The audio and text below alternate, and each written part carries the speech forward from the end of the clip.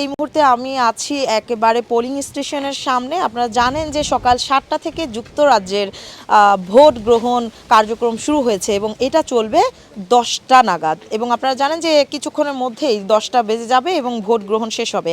আর যুক্তরাজ্যের যে সাধারণ নির্বাচন, এই নির্বাচন নিয়ে কিন্তু অনেক জল্পনা কল্পনা তৈরি হয়েছে। বাঙালি কমিউনিটিতেও অনেক রকমের কথা আমরা শুনেছি। যেহেতু আপনারা জানেন যে এইবার নির্বাচনে লেবার পার্টি জনমত জরিপে কিছুটা এগিয়ে আছে, তারপরেও তার যে বাংলাদেশিদের নিয়ে মন্তব্য, আরও বেশ কিছু বিষয় নিয়ে এরই মধ্যে কিন্তু বাংলাদেশি নাগরিক কিংবা ব্রিটিশ যারা আছেন মুসলিম নাগরিক সবার মধ্যে কিন্তু একটা অন্যরকম প্রতিক্রিয়া তৈরি হয়েছে। তো আমরা এই বিষয়ে এই ভোটের হাওয়া আসলে কোন দিকে বইতে চলেছে এবং আসলে কি হতে চলেছে যুক্তরাজ্যের ভবিষ্যৎ, সেটা নিয়ে আজকে আমি একটু আলোচনা করব। আমার সাথে এখন যুক্ত হবে লিপটন কুমার। ওনার কাছ থেকে আমরা মূলত এখন ভোট সম্পর্কে আপনাদেরকে বিস্তারিত জানাবো। ভাইয়া কেমন আছেন? ভালো আছি, আপনি কেমন আছেন? আলহামদুলিল্লাহ। আপনি কি মনে করছেন যে আসলে ভোটের হাওয়া কোন দিকে বইতে চলেছে? আপনি যেমনটা বলছিলেন, যুক্তরাজ্যের এবারের নির্বাচন আসলে অনেকটাই অনেকগুলো প্রথমের সাক্ষী হচ্ছে। এই যেমন 1945 সালের পর থেকে কিন্তু এইবারই প্রথম জুলাই মাসে নির্বাচন হচ্ছে। আবার আপনি আরেকটা জিনিসও দেখবেন যে এবারে কিন্তু আমাদের যে জরিপগুলো হয়েছে, প্রায় সবগুলা জরিপেই উঠে এসেছে প্রায় 41% বেশি সমর্থন যাচ্ছে লেবার পার্টির দিকে। এটা তো বলা কঠিন কোন দিকে বসে চলেছে। তো আমি যেটুকু জানি আমাদের এই ওয়ার্ডে সবসময় মানুষ অনেক ভোটে আগ্রহী। আচ্ছা, যার জন্য একটু আগে দেখলাম মোটামুটি লাইন আছে। আর ভোটে আসলে লেবার পার্টি নিয়ে আপনারা জানেন যে আমরা বাংলা কমিউনিটিতে একটা আন্দোলনের মতোই শুরু হয়ে গিয়েছিল, সেটার কোনো প্রভাব পড়েছে কিনা ভোটে আপনি? হ্যাঁ, অবশ্যই প্রভাব পড়েছে, কারণ আমি নিজে একজন লেবার পার্টির মেম্বার দীর্ঘদিন যাবৎ। আজকে সকাল 7টা থেকে 2টা পর্যন্ত আমি ক্যাম্পেইনে ছিলাম। আমি ছিলাম ম্যানর পার্ক, লিটল ইলফোর্ড, এখানে ক্যানসেন্টিং প্রাইমারি হাই স্কুলের ওখানে। আমি বিভিন্ন ডোরে নক করছি, সেখানে অনেকের একটা মানে একটা ক্ষোভ, হ্যাঁ, বলতেছে এরা জেনোসাইড ফিলিস্তিনের ব্যাপারে। তারপর আমাদের লেবার লিডার উনি কিছু মন্তব্য করছে, এগুলি নিয়ে একটু এই কারণে ভোটগুলো কি ভাগ হওয়ার সম্ভাবনা? হ্যাঁ, ভাগ হয়ে গেছে। আমার ফ্রেন্ড স্টাফ যারা আছে ওনারা বলতেছে আমরা ভোট ওয়েস্ট করব না।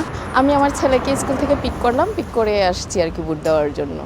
ভোটের দিনে স্কুল খোলা ছিল? হ্যাঁ, এখানে ভোটের দিন স্কুল বন্ধ থাকে না। এই আমার ছেলের স্কুলে কিন্তু ভোট কেন্দ্র ছিল, বাট ওদের রিসেপশন এরিয়াতে ভোট নিচ্ছে, আদার্স সাইডে স্কুল ওপেন। এখানে যেটা হয় যে বাংলাদেশে মানে একটা এনভায়রনমেন্ট, ইলেকশন হওয়া মানে সব কিছু অফ, দোকান, অফিস, আদালত, স্কুল, কলেজ, মানে এখানে এটা নাই। এখানে সব কিছু ওপেন, যে যখন আসে যার সময় হয় ওই সময়ে ভোট দেয়। আর সবচেয়ে মজার বিষয় কি, আমি বাংলাদেশে 2008-এ ভোটার হয়েছি, বাট আমার কখনো ভোট দেওয়ার সৌভাগ্য হয় নাই বাংলাদেশে। বাট ইংল্যান্ডে আসার পরে এই নিয়ে আমি 3বার ভোট দিলাম আলহামদুলিল্লাহ। যে এনভায়রনমেন্ট ওইরকম, আমি আমার টাইমলি এসে দিতে পারতেছি, আমাকে লাইন ধরতে হচ্ছে না। হ্যাঁ, ওইখানে একটা উৎসব, একটা মানে ইলেকশন মানে একটা উৎসব ভাব, মানে সব কিছু অফ। ওই দিন একটা ইলেকশন, একটা ক্যাম্পেইন হয়, মিছিল হয়, বাট এখানে এগুলা নাই। কিন্তু এনভায়রনমেন্ট, ভোট দেওয়ার এনভায়রনমেন্ট সুন্দর আমার মনে হয়।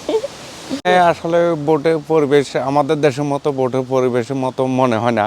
এখানে 1 বাই 1 যাইতেছে। আমি সকালে ভোট দিছি, সকালে গেছি, একটা লোক ছিল না, আমি একাই ছিলাম। আমি ভোট দিয়ে বের হয়ে গেছি। এরপরে এখন আসছে আমার ওয়াইফ ভোট দিছে, ওর সাথেও এখনও 2-3 জন লোক ছিল, তেমন একটা বেশি লোক ছিল না, যার যেমন ভোট দিতেছে আর কি। মানে কেমন আশা পোষণ করতেছেন আপনি, যে ক্যান্ডিডেট সে কি পাস করবে? আমি যাকে ভোট দিছি মনে হচ্ছে উনি পাস করবে এই এলাকায়, এই আর কি। আর মানে বাংলাদেশের তো পরিবেশ না, তারপরও মানে যে 4 বছর পরে একটা ভোট দিলেন।